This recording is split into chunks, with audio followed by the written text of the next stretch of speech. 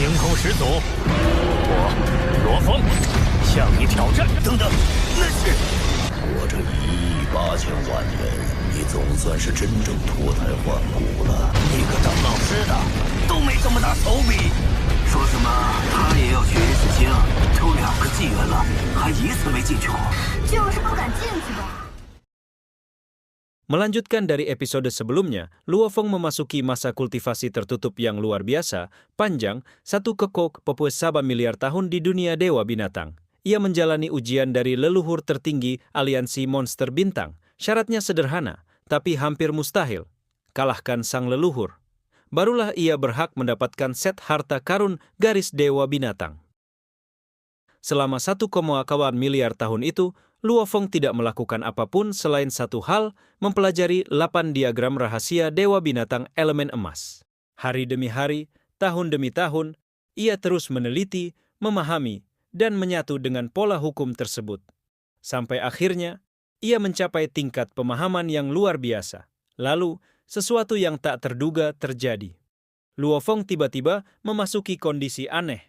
Ia melupakan dirinya sendiri, dan merasa seolah dialah dewa binatang itu sendiri. Ia merasakan amarah, insting, dan naluri bertahan hidup sang dewa binatang. Bertarung di kehampaan hingga akhirnya gugur. Dalam kondisi itu, Luo Feng tertidur. Tidur itu berlangsung selama 1000 tahun. Tubuh manusia, tubuh lautan tak berujung, semuanya ikut tertidur. Tak seorang pun bisa menghubunginya. 1000 tahun kemudian, Luo Feng perlahan membuka mata. Sesaat, ia bahkan tidak tahu apakah dirinya Luo Feng atau dewa binatang. Namun ingatan sebagai manusia kembali membanjir. Ia pun tersadar sepenuhnya. Tapi satu hal berubah. Pengalaman itu masih sangat jelas. Ia bisa dengan mudah masuk kembali ke kondisi tersebut. Dan saat itulah, ia menyadari sesuatu. Ia telah memahami hati dewa binatang. Ini bukan pencapaian biasa. Hati dewa binatang adalah penghalang terbesar dalam jalur dewa binatang. Banyak penguasa semesta pun gagal mencapainya. Namun Luo Feng mencapainya secara alami.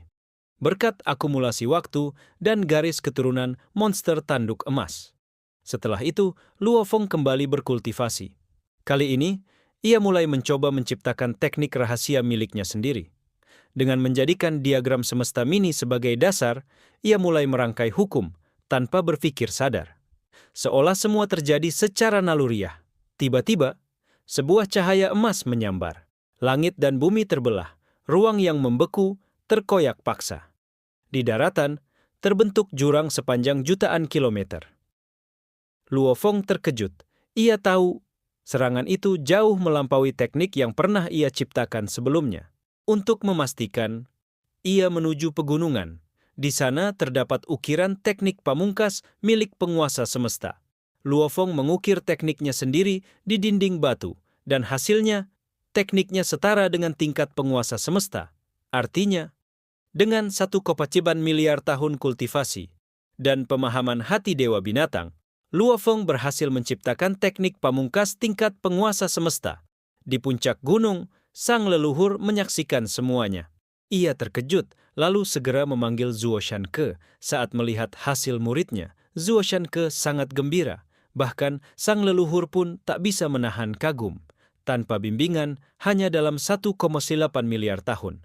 Luo Feng telah mencapai tingkat ini. Akhirnya, Luo Feng mengajukan tantangan. Melawan sang leluhur. Pertarungan dimulai.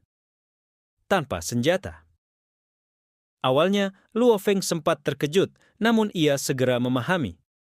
Setelah menguasai hati dewa binatang, tubuh adalah senjata terbaik. Dalam sekejap, Luo Feng menyerang. Gerakannya liar, ganas, seperti dewa binatang yang turun ke dunia. Ia menggabungkan teknik barunya ke dalam pertarungan jarak dekat. Serangannya tak terbendung. Sang leluhur mencoba bertahan.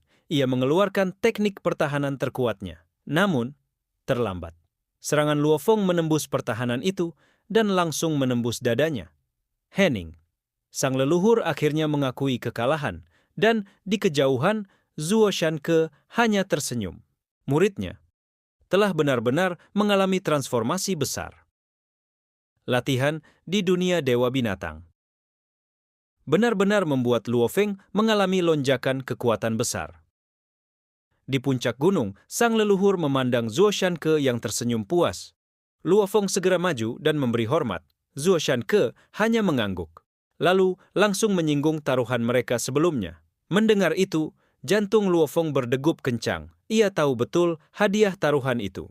Sang leluhur mempertaruhkan satu set harta karun lengkap, sementara Zuo Shanke hanya memasang satu harta puncak. Dan sekarang, leluhur kalah. Meski terlihat enggan, sang leluhur tetap menepati janji. Ia mengangkat tangan dan memanggil sesuatu dari kehampaan. Seekor makhluk hitam raksasa muncul. Panjangnya ratusan meter, sisiknya tajam dan penuh tekanan menakutkan. Namun saat mendekat, Luo Feng terkejut. Itu bukan makhluk hidup. Itu adalah satu set harta karun. Sang leluhur menjelaskan, nama set itu adalah armor Dewa Binatang. Dulu, demi memperebutkannya, para eksistensi terkuat semesta bahkan sampai bertarung habis-habisan. Zuo Shanke sendiri pernah ikut dalam perebutan itu dan hampir kehilangan nyawanya. Set ini terdiri dari 521 harta, biasa 4 harta tingkat tinggi, 1 harta tingkat puncak total, 526 bagian. Jika digabungkan, kekuatannya benar-benar mengerikan. Seluruh bagian tubuh bisa menjadi senjata. Sangat cocok untuk jalur Dewa Binatang. Luo Feng langsung mengucapkan terima kasih. Sang leluhur mengangguk dan menyerahkan set itu padanya. Dalam sekejap, ratusan bagian harta itu terurai dan menyatu ke seluruh tubuh monster tanduk emas milik Luo Feng. Transformasi terjadi. Tubuhnya berubah menjadi hitam pekat, sisiknya setajam pisau, taring dan tanduknya membesar drastis. Bahkan dalam ukuran mini, tanduk utamanya tetap memanjang setengah meter. Luo Feng bisa merasakannya dengan jelas. Cakar, ekor, tanduk, seluruh tubuhnya kini adalah harta karun. Ditambah lagi, pertahanannya setara armor tingkat puncak. Nama asli set ini adalah Bei Yan. Tak lama, Zuo Shanke memanggil Luo Feng. Ia bahkan mengubah hukum ruang di sekitarnya, jelas ingin bicara secara pribadi. Ia memuji Luo Feng. Dalam 1,8 miliar tahun, pencapaian Luo Feng sudah melampaui murid keduanya. Bahkan, dalam 1000 tahun ke depan, Luo Feng pasti akan menembus tingkat penguasa semesta, dan saat itu terjadi, ia bisa mengendalikan menara bintang sepenuhnya. Luo Feng pun bertanya tentang lempengan logam hitam kelima dari teknik rahasia 9 kesengsaraan. Namun, Zuo Shanke hanya tersenyum. Ia tidak menjawab. Kalau kau bisa menebak rencana gurumu dengan mudah, itu berarti kau belum layak, ujarnya santai. Ia hanya menegaskan, latihan di dunia Dewa Binatang sudah cukup sebagai ujian besar. Soal lempengan kelima, waktunya akan datang sendiri. Setelah itu, Zuo Shanke bersiap pergi. Namun tiba-tiba, sang leluhur muncul di samping mereka. Ia ingin bicara dengan Luo Feng sendirian. Tanpa basa-basi, ia langsung bertanya, apakah kau ingin keluar dari ras manusia? Luo Feng terkejut, namun jawabannya tegas. Tidak. Keluarganya, teman-temannya, semuanya ada di ras manusia. Bumi telah menjadi bagian dari keluarga besar manusia. Ia tidak mungkin meninggalkan itu semua. Sang leluhur pun mengerti, namun ia tidak menyerah. Ia mengajukan tawaran lain. Luo Feng boleh tetap di ras manusia, tapi tubuh monster tanduk emasnya bergabung ke aliansi monster bintang. Dengan begitu, Luo Feng akan memiliki 2 kekuatan besar sebagai pelindung. Jika bahaya datang, ia bisa meminta bantuan dari ras manusia atau dari aliansi monster bintang. Luo Feng langsung memahami maksudnya. Kekuatan besar seperti dirinya pasti akan diperebutkan. Setelah berpikir sejenak, ia mengangguk. Ia menerima. Tak lama, Zuo Shanke kembali. Sekali lihat saja, ia sudah tahu muridnya berhasil direkrut, dan seperti biasa, ia langsung memeras keuntungan. Ia menegaskan, armor dewa. Binatang adalah hasil taruhan, tidak boleh dihitung sebagai hadiah bergabung. Sang leluhur hanya bisa tersenyum pahit, namun ia setuju. Ia lalu bertanya, senjata apa yang diinginkan Luo Feng? Jawaban Luo Feng singkat, pedang. Dalam sekejap, sang leluhur memanggil sebuah senjata. Sebuah pedang perang tingkat tinggi muncul. Namanya Zhan Yue. Luo Feng menerimanya dengan puas. Ia langsung mengucapkan terima kasih. Tak berhenti di situ, sang leluhur juga memberikan sebuah buku emas. Isinya seluruh informasi tentang aliansi monster bintang, termasuk lokasi markas dan jalur teleportasi. Ia juga memberi pesan penting. Luo Feng harus kembali ke Gunung Dewa Bintang untuk mengambil tanda dari 2 pemimpin monster tanduk emas. Jika suatu hari dalam bahaya, ia bisa meminta bantuan mereka. Semua urusan akhirnya selesai. Dan mulai saat itu, Luo Feng tidak lagi berdiri sendiri. Ia kini memiliki 2 kekuatan puncak sebagai pendukungnya. Tanpa banyak bicara, sang leluhur langsung memutar ruang dan waktu. Dalam sekejap, Luo Feng dan Zuo Shanke kembali ke semesta asal. Begitu tiba, Zuo Shanke langsung mengisolasi area sekitar. Ia menatap Luo Feng dan berkata, "Serius, sebentar lagi hukum semesta akan mendeteksi perubahan pada gen kehidupanmu. Perubahan itu akan memicu transformasi besar. Tubuh Dewa Luo Feng, khususnya tubuh monster tanduk emas, akan berkembang menjadi tubuh dewa sempurna." Namun ada satu hal penting. Luo Feng sudah pernah mendapatkan teknik bakat terkuat, dan kesempatan itu hanya sekali seumur hidup. Artinya, transformasi kali ini tidak akan memberinya teknik bakat baru. Tapi, ujar Zuo Shanke sambil tersenyum tipis, jika kau bisa mengendalikan menara bintang, kekuatan teknik di dalamnya jauh lebih kuat dari teknik bakat manapun. Setelah itu, ia memberikan sebuah plakat batu hijau. Benda itu telah ia sempurnakan. Kekuatannya setara harta karun biasa. Dengan itu, Luo Feng bisa langsung menghubunginya kapan saja. Sebelum pergi, Zuo Shanke memberi satu peringatan terakhir. Segera kembali ke kerajaan dewa milikmu, karena transformasi ini akan membuat tubuhnya membesar dari 1000 km menjadi lebih dari 90 km. Itu membutuhkan energi dalam jumlah yang sangat besar. Luo Feng segera memberi hormat, lalu langsung kembali ke kerajaan dewanya. Begitu tiba, ia langsung merasakan tekanan dari hukum semesta. Di atas lautan, tak berujung, monster tanduk emas berdiri gagah. Dengan armor dewa, binatang yang menyelimuti tubuhnya, ia mengangkat kepala dan mengaum keras. Ra-ar-r. Tubuhnya mulai berubah, otot, tulang, tanduk, semuanya tumbuh dengan cepat. Dalam waktu bersamaan, ia menyerap energi dari lautan. Tak berujung secara gila-gilaan. Transformasi dimulai. Menuju tubuh dewa sempurna. Langkah demi langkah, monster tanduk emas berjalan di atas lautan. Kini terlihat jauh lebih ganas, lebih menakutkan. Luo Feng tak bisa menahan kegembiraannya. Dengan tubuh dewa sempurna, jumlah kekuatan ilahinya meningkat drastis. Dan teknik miliknya, "Aku adalah semesta," akhirnya bisa digunakan kapan saja. Di dalam semesta mini yang ia ciptakan, kekuatannya akan meningkat lagi.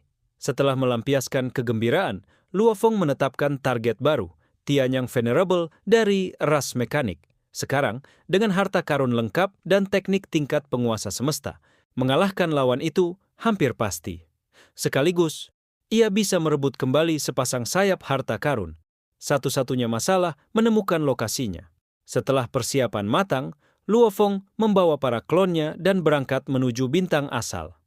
Dengan bantuan klon lautan, tak berujung, ia tetap bisa terhubung ke dunia virtual. Kesadarannya masuk ke kota Hongmeng. Namun, di balik itu semua, bisik-bisik mulai bermunculan. Banyak yang mencibir. Mereka mengatakan Luo Feng dulu menolak meminjamkan harta dengan alasan akan ke bintang asal. Padahal, sudah hampir 2 era berlalu. Ia tidak pernah muncul. Mereka menganggap Luo Feng takut. Tidak cukup kuat untuk bertarung di sana. Meski begitu, tak ada yang berani mengatakannya terang-terangan. Bagaimanapun, di level abadi saja, Luo Feng pernah membunuh seorang raja. Potensinya untuk menjadi penguasa semesta hampir pasti. Luo Feng sendiri tidak peduli. Ia langsung mencari Niu Zhou Venerable, meminta bantuan untuk melacak posisi Tianyang Venerable. Sambil minum bersama, Mereka mengobrol santai tentang kondisi bintang asal selama puluhan ribu tahun terakhir. Tiba-tiba, keributan terjadi. Seorang Venerable lain sedang mengamuk. Ia baru saja jatuh di bintang asal, lalu dihidupkan kembali oleh penguasa semesta. Akibatnya, ia menanggung hutang besar. 1,3 poin harta karun. Ia datang menagih hutang lama kepada seorang penguasa wilayah, namun terus ditunda. Amarahnya pun meledak, bahkan penghalang suara pun dihancurkannya. Luo Feng merasa heran. Niu Zhou, Venerable pun menjelaskan menghidupkan kembali seseorang adalah tindakan melawan hukum semesta. Penguasa semesta yang melakukannya akan terluka, dan yang dihidupkan kembali harus membayar harga besar. Bahkan ada yang lebih tragis. Seorang penguasa wilayah itu telah mati 3 kali, dan 3 kali pula ia dihidupkan kembali. Akibatnya hutangnya menumpuk, potensinya habis. Ia hampir mustahil menjadi penguasa semesta, dan tak punya kemampuan membayar hutang. Kini, ia hanya bisa bertahan di wilayahnya, mengandalkan pengelolaan dan membina generasi baru untuk perlahan membayar hutang. Meski terlihat menyedihkan, setidaknya ia masih hidup. Karena di alam semesta ini, banyak ras lemah yang jika mati benar-benar lenyap selamanya.